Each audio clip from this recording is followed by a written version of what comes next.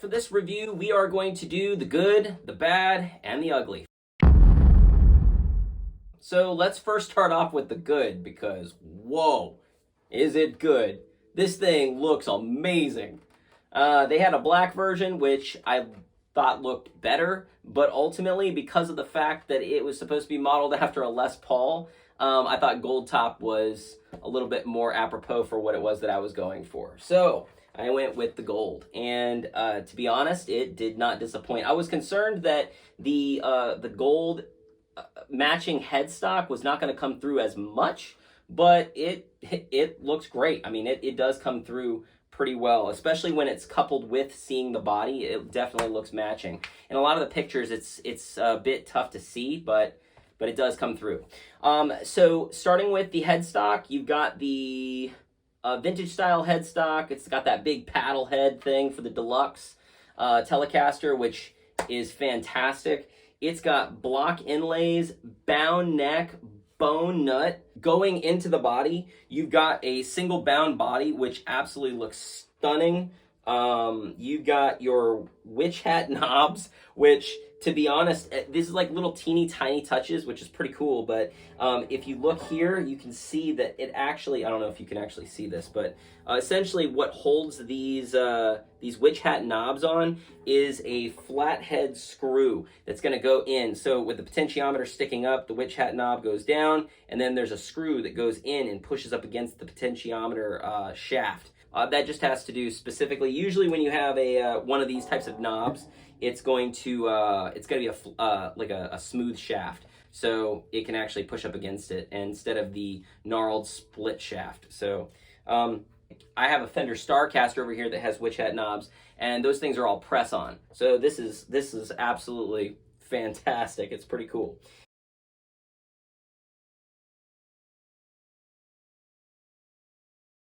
But those are little geeky things. I would say that the aesthetics of this is probably the biggest plus, and I'm going to be honest with you, it is definitely a showstopper. So for me personally, I love the aesthetics. The playability is pretty good. It's pretty decent. It's very snappy. The neck is not too thick and chunky. It does have a little bit more girth to it. It's not like it's super thin modern C, but it definitely has a nice playability. It does remind me of my thin line Tele,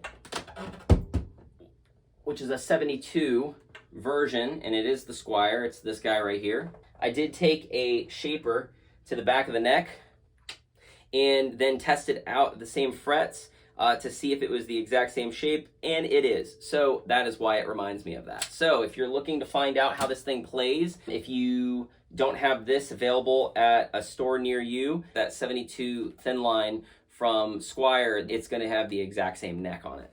A couple personal touches that I really appreciate is actually the stop tail Tune-o-matic bridge system to this. Now, I'm going to be honest with you, I use a myriad of different guitars with a lot of different bridges, but one of my favorites is the Les Paul. What keeps me away from the Les Pauls is the pitch at the headstock and the broken headstock problem that Les Pauls tend to have. So I prefer to have bolt-on necks, straight headstocks. So for me personally, that's going to be a thing that is going to deter me from picking up a Les Paul, because I've had to work on so many that just come straight from the factory in a box, broken headstock and broken neck. I don't want to deal with that. So whenever I have something that has a stop tail, it just feels great. And I do love the feel of Les Pauls. I just don't want to deal with those types of problems. There is the Jim Atkins model in the Fender, and they have a set neck, I do believe, on there, which is really what deters me. And also the pickup selection is like P90s or something. I think it's a cool looking guitar. It's a cool concept, but it's not my thing. For me personally, I want humbuckers and I want something that has a bolt-on neck.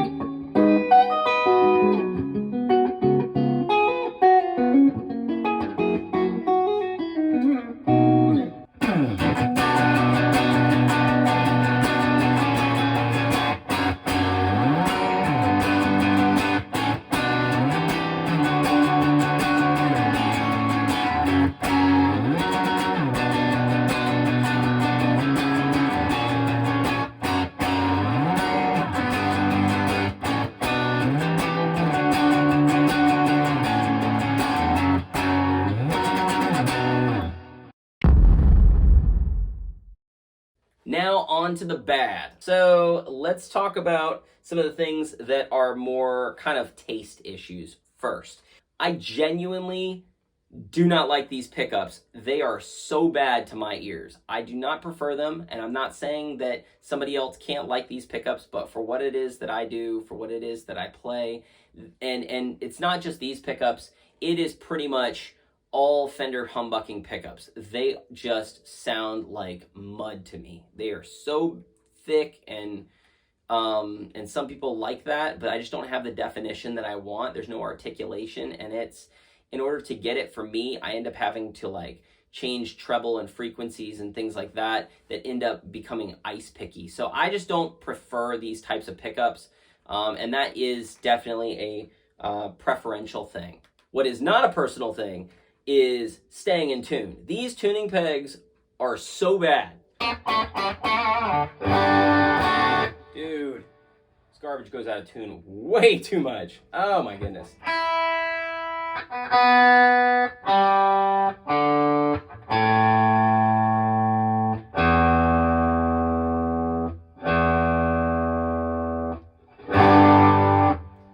Oh my goodness, I will absolutely be changing these for lockers. I cannot stand these things. Ah!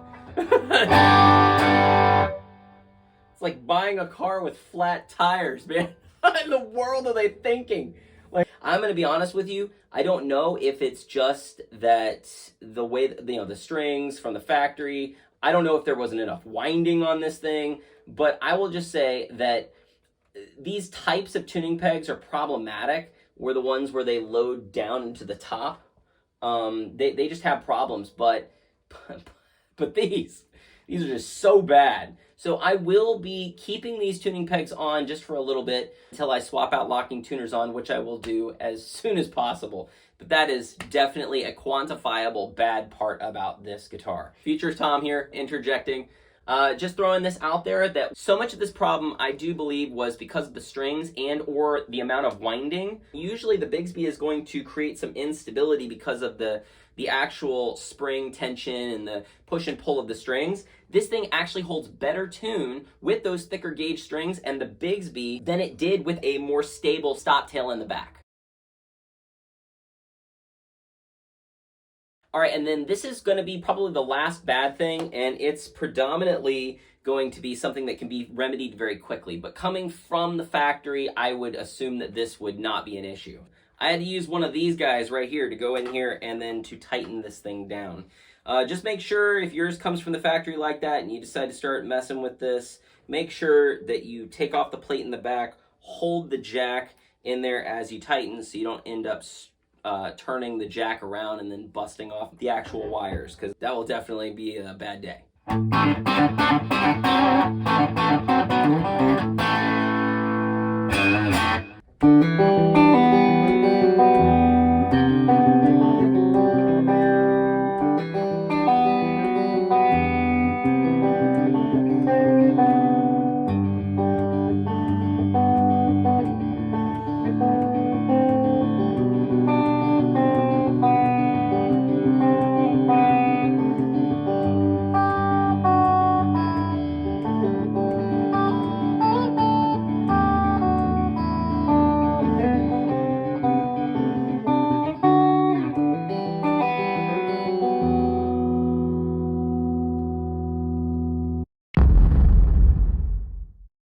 Now on to the ugly. There's really only two things that are ugly about this. And the ugly has to do with specifically from the factory major problems that I'm going to have to deal with. Number one is it's not that big of an issue, but it is something that I did notice. There was at the bottom of the guitar, right here next to the jack, there was like some type of scratch or scuff, and it was definitely, it's something that's in the finish. So that was, and there's a nick and a dent kind of at the bottom. So there was that, and then also towards the headstock, whenever I'm playing, you can barely nudge the string and it falls right off. Now, you could say that that's a Squier thing, but I have held over $2,000 Fenders that have had this problem where it literally is something where you barely look at it and the string falls off the neck. Now that could be for a myriad of different problems, nut slot or placement. That could also be because of where they placed the bridge. It could be how the neck is seated in the pocket. It could be because of the pocket itself and how it was routed. It also could be that there was too much of a bevel put on the fret on the outside here. Looking at this, it does not look like there's too much of a bevel. So it looks to me like it could be a nut slot issue, or it could be it could be one of the other issues, basically. There's a lot of different things that it could be, but ultimately, it's not the end of the world because it's not as bad as I've seen actually on Fenders. So I just have to be a little bit more delicate with it when I'm playing. Future Tom here, again, interjecting. Just throwing this out there that when I put those thicker gauge strings on, when I put my Bisgby on, it got rid of a majority of the issues with the strings slipping off of the frets. Now, is the problem still there? It is, but it's not nearly as bad. Like, it's not, like I have to actually pull it down a little bit more, and the tension did help with that. So, that is a point back towards the guitar. So one of the biggest issues is going to be your frets. There's no specifically dead frets, but there's definitely some fretting issues that I'm going to have to remedy. So you have this.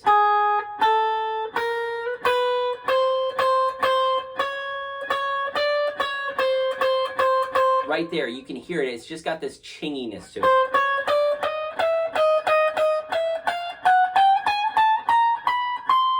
And it's actually, you can't hear it as much through the amp, or at least I don't know if it's coming through the microphone there, but up here where there's supposed to be fall away, and you can't do anything to remedy that when it comes to like your neck relief or anything to the effect. It's having some issues up here past, like, I think it's like 17 to 19.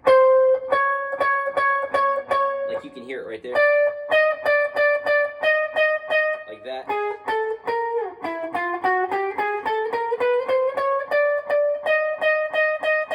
So yeah, you can hear that there's problems. Now, there are some remedies that you can do when it comes to this, and I am going to try them and see if it helps. And that's going to be putting a shim towards the end of the neck, or right next to where the neck and the heel joint meet, right here.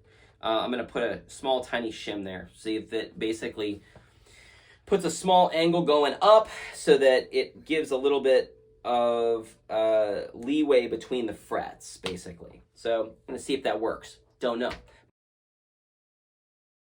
Okay, last time I'm going to interject. Again, this is Future Tom. This is going to be the conclusion. Due to the fact that when I changed the strings to 10 gauge, it alleviated the problems with the majority of the strings falling off the frets, the tuning issues. There's only really two issues quantifiably really wrong with this guitar. One is going to be the frets. There is some chinging that's happening. And the other is the broken pickup ring here. I think it's common sense to know that every guitar that comes off the factory line is going to be slightly different, and I definitely don't think every single guitar is going to come with a broken pickup ring. So with that said, I think that this guitar is a no-brainer. If you can get a hold of one while it's in its limited run, go snag one as soon as possible, because this thing is absolutely fantastic. And especially after I changed the strings, a majority of the issues have been alleviated. When it comes to the pickups and what it is that I like, those I know I'm going to be able to alleviate by just swapping in the type of pickup that I use. So the ugly truth is that this thing is beautiful. Go pick one up. And for bonus for you, I'm going to put on here the installation that I did for the Bisgby. So enjoy. All right, so this is just going to be a quick installation walkthrough for the Vibramate. This is just a standard V5 kit. You're going to be setting this guy directly on top. Make sure you have your proper mounting screws here. This is very, very simple. Now I will say, when I got this Vibramate kit, I got it used, and the guy on Reverb failed to give me the other screws, so I lucked out in the fact that whichever one this is, metric or standard, I don't know, that this actually is the right one. So that worked out really, really great. Install that guy right there. Another thing that the guy missed was actually the screws. So these screws right here, these mounting screws, I had to fabricate myself. I just so happened to have a bunch of the exact same threading screws that were needed to be able to make these, and I took it out there with a Dremel, dremeled everything out, got it to the exact right size, and everything is right as rain. So you take your B5, place it down on top of your mount. Make sure you get the proper screw. Back screws are going to be the smaller ones. Big screws are going to be the front ones. Should go in just like that. Perfect. Make sure you get the small one here in the back. Bigger ones in the front.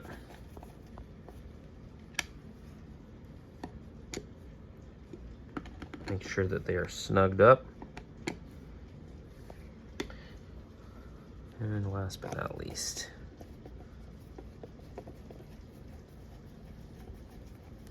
okay, there we go. I always forget which one it goes. Is it the washer down below? I think it is. If you know, comment down below. If you are going to get one of these, my suggestion is you pick up one of these spoilers. I cannot describe to you the amazingness. Whoever invented this Vibramate, I'm guessing you are the string changing messiah of Bisgby's. Thank you. So these guys go on here, makes it, the string change is ridiculously easy.